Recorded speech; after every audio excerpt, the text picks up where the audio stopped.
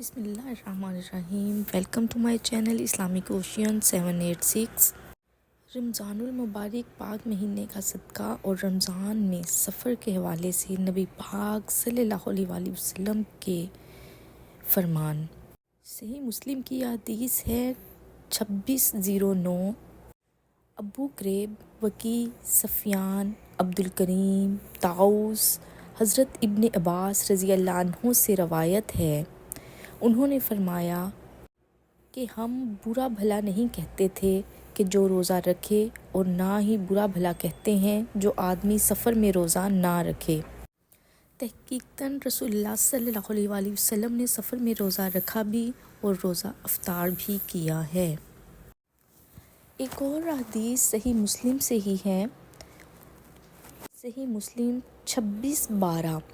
یہ بھی سفر کے حوالے سے حدیث ہے، جس میں ابو بکر بن ابی شیبہ، محمد بن مسنہ، ابن بشار، محمد بن جعفر، غندر، شعبہ، محمد بن عبد الرحمن، ابن سعد، محمد بن عمرو بن حسن، حضرت جابر بن رضی اللہ عنہ سے روایت ہے۔ یہ سب صحابہ کے نام ہیں کہ انہوں نے فرمایا کہ رسول اللہ صلی اللہ علیہ وآلہ وسلم ایک سفر میں تھے۔ آپ صلی اللہ علیہ وآلہ وسلم نے ایک آدمی کو دیکھا، لوگ اس کے گرد جمع ہیں اور اس پر سایہ کیا گیا ہے۔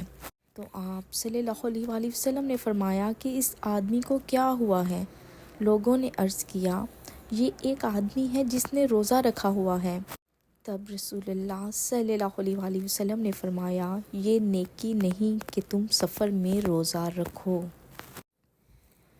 ایک اور سفر کے حوالے سے صحیح مسلم کی حدیث 2617 ہے، جس میں نصر بن علی جہضمی، بشر ابن مفضل، ابی مسلمہ، ابی نضرہ، حضرت ابو سعید خدری رضی اللہ عنہ فرماتے ہیں کہ رمضان میں رسول اللہ صلی اللہ علیہ وآلہ وسلم کے ساتھ ایک سفر میں تھے، تو کوئی بھی روزہ رکھنے والے کے روزہ پر تنقید نہیں کرتا تھا، اور نہ ہی روزہ کے افطار کرنے والے پر کوئی تنقید کرتا تھا۔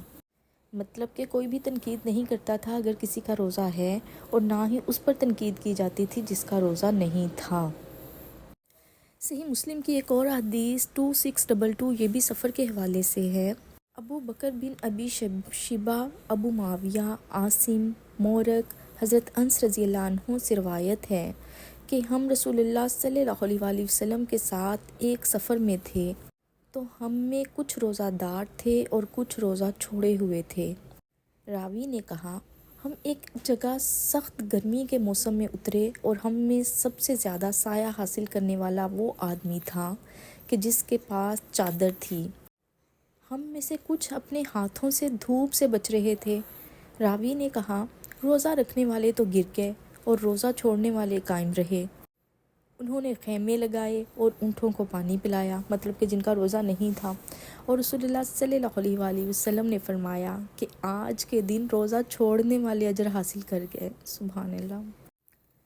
ایک اور حدیث صحیح بخاری 5297، یہ بھی سفر کے حوالے سے ہے، اور جو پچھلی حدیث صحیح مسلم کی بیان کی گئی ہیں اسی طرح کی صحیح بخاری کی بھی حدیث ہیں، لیکن یہ اس سے مختلف ہے کہ ہم سے علی بن عبداللہ نے، ان سے جریر بن عبدالحمید نے، ان سے ابو اسحاق شیبانی نے، اور ان سے عبداللہ بن ابی اوفی نے بیان کیا کہ ہم رسول اللہ صلی اللہ علیہ وآلہ وسلم کے ساتھ ایک سفر میں تھے۔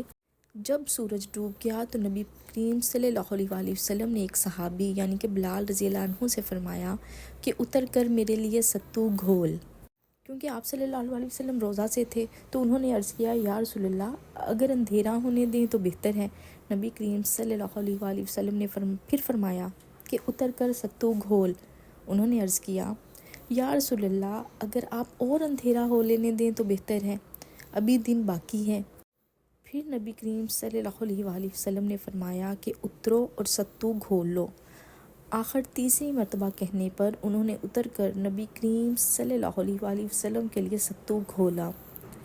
نبی کریم صلی اللہ علیہ وآلہ وسلم نے اسے پیا، اور پھر آپ نے اپنے ہاتھ سے مشرق کی طرف اشارہ کیا اور فرمایا کہ جب تم دیکھو کہ رات ادھر سے آ رہی ہے تو روزہ دار کو افطار کر لینا چاہیے۔